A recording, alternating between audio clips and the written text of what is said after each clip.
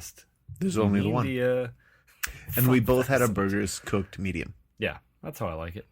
I will say on my initial reaction once the burger was set in front of me, you did the Matthew bun test. Mm-hmm. You want to describe what the Matthew bun test is? Greasy looking bun. I gotta touch that with my finger and make sure my finger doesn't absorb any of that grease, making my finger shiny. And usually they pass. Sometimes they don't, and it knocks points off. Yeah. But this one was fun. This one was fun.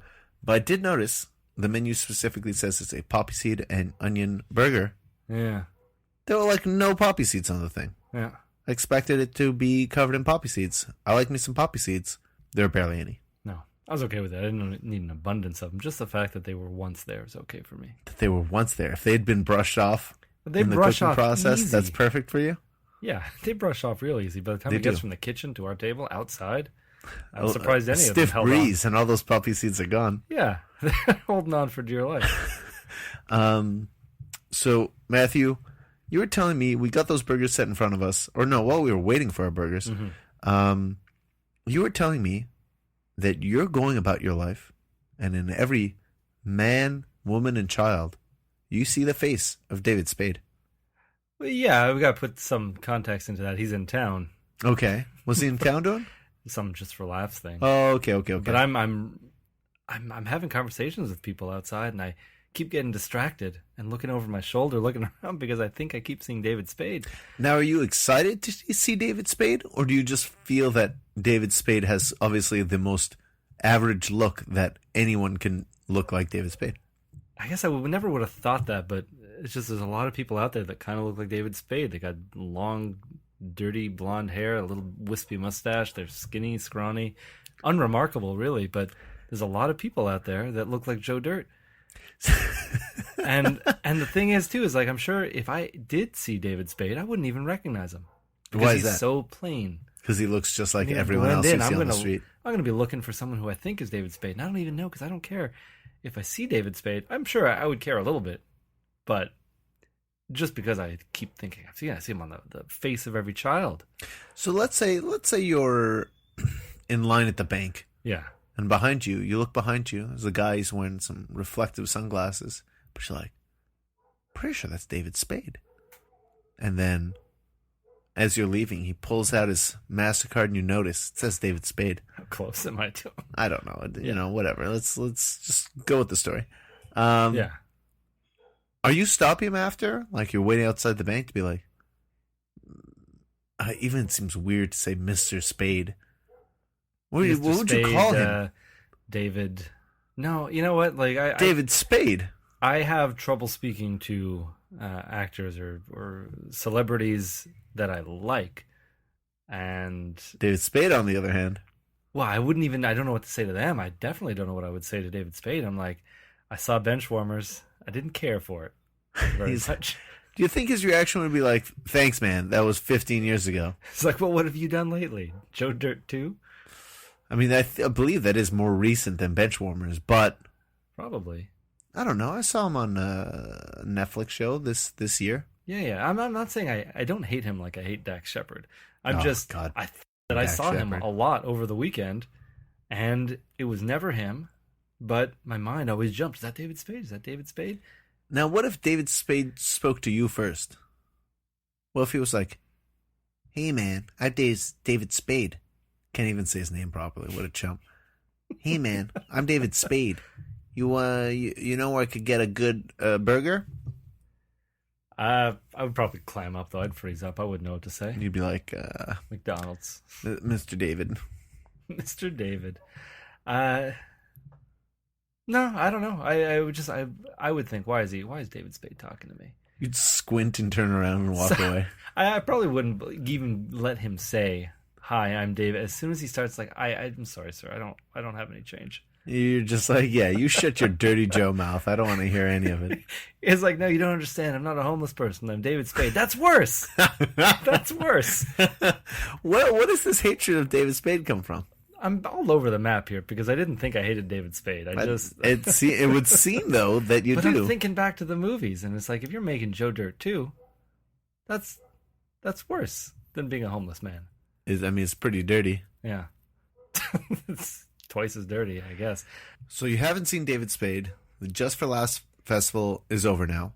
This upcoming weekend, we've got the big music festival, the Osheaga Music Festival. I'm getting excited for it. Yeah, you're getting pumped. I'm getting pumped. I was with some friends last week, getting very excited. I got a little drunk out on like a Saturday night, and I went home and I started previewing some of the bands that are going to be playing, listening to songs from some of my favorite bands that are playing at the Osheaga Music Festival. I was getting excited. I was thinking, man, what am I going to wear on this 3-day weekend? I found a T-shirt. I was like, you know what? This T-shirt's already got a hole on it. No sleeves. And I was in front of the mirror just tearing the sleeves off of my own T-shirt while I was wearing it. And then, well, I mean, Osheaga, it's a real no sleeves type of event. You want to get some sun on you a little bit. It's been a very rainy summer. Need to get a little sun. You're going to wear a bunch of tattered T-shirts? Let's tear those sleeves off the T-shirts. And then I was like, yeah, this looks good. And I went into my living room, grabbed some dumbbells, and I was really drunk and just started working out. And then I was like, oh, what am I going to do for the other days? This only gets me through one day. I was like, well, this is a Montreal Canadian shirt. Let me see what other Montreal Canadian shirts I have. Perfect. Here's another one. Sleeves gone. Tore those off too. After I put that one on. So you're wearing them and tearing the sleeves off? Yeah, I'm putting the shirts on and then tearing the sleeves off. Like the Hulk, but just sleeves. Like Hulk Hogan, but just sleeves. In the mirror while you're lifting weights? Well, between lifting weights. Now, did you rip the sleeves off, see your arms, and be like, I want to see these I want to get these pumped. Yeah, I want to get all these guns out. Get them ready. Hoping the sun's out. Yeah. Man, so you're getting home in the late hours of the night, and you're blaring music. No, I was listening on headphones.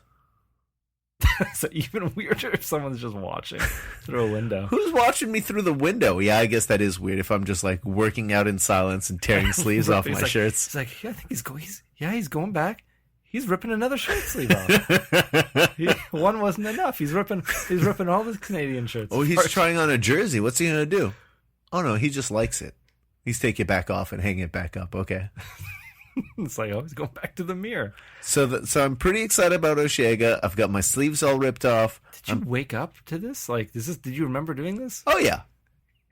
I woke up and was like, oh, yeah, those are the torn up shirts.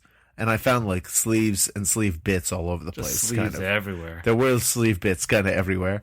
And I was like, oh, yeah, I could roll these up and use them as, like, little wristbands to wipe the sweat off my brow. Okay, use every part of the shirt. Yeah, right. Yeah. Just like the Inuit people use every part of the animal. Really hoping you'd say Eskimo. So Matthew, I'm getting pretty excited about the Osheaga Music Festival. Yeah. By next episode, I'll let you know how it went. Yep. But Matthew, you did not get tickets for any days of the Osheaga Music Festival, but you're still planning on going. Yeah. What's your plan, Matthew? Well, see, I bought all the tickets all the days last year. Okay. And, it's too many people. You just don't like all the people? Don't want to touch people. I just play a game of volcano or lava.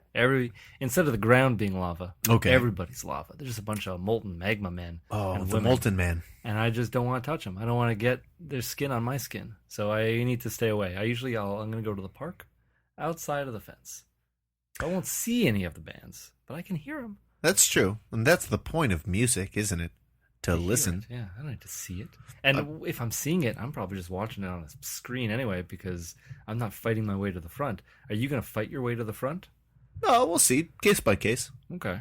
Sometimes I'll maybe be where a band is playing before the show starts, and so I can just get to the front before the show starts.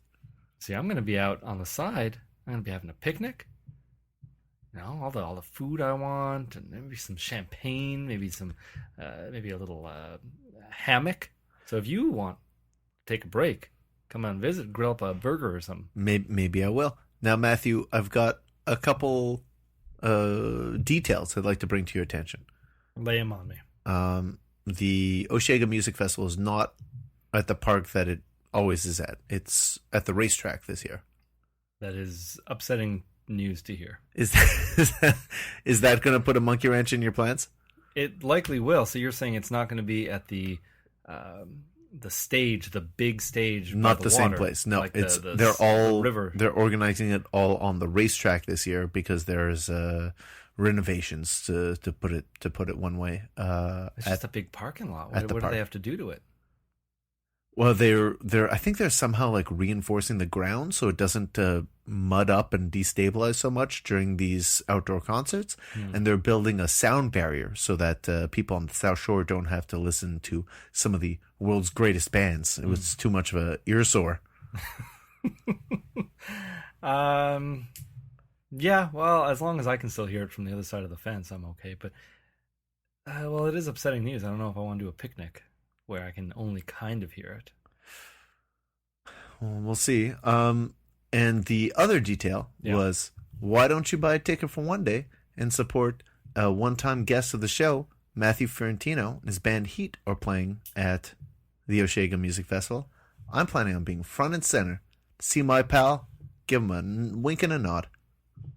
I was definitely considering it, but I listened to the Fiorentino episode recently, and he talks so poorly of the band and the music that I don't know if I even need to hear it anymore. Have you not listened to the album? It got rave reviews by the Montreal Gazette. Yeah, no, I did listen. They do sound pretty good, but I'll go and pay to see just them, and I will pay less than $115. Fair.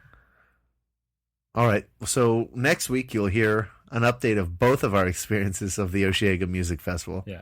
I plan on bringing sandwiches in every day. Let's see if the man stops me.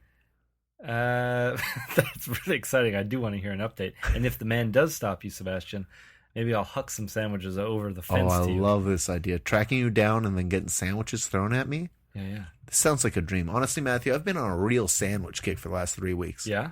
Aside from burgers, because I don't really consider a burger a sandwich. Although effectively it is, I guess. Let's not split hairs. I've been eating like 3-4 sandwiches a week.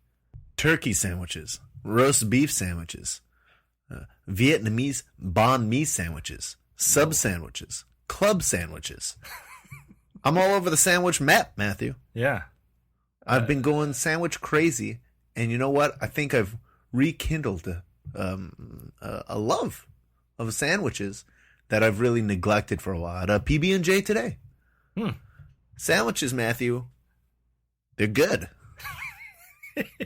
This should be the new campaign. I just don't think anyone's campaigning for sandwiches. Well, that's the problem. Honestly, if someone were to, let's say, run for mayor, and they campaigned on sandwiches are good, we can all agree on that. Yeah.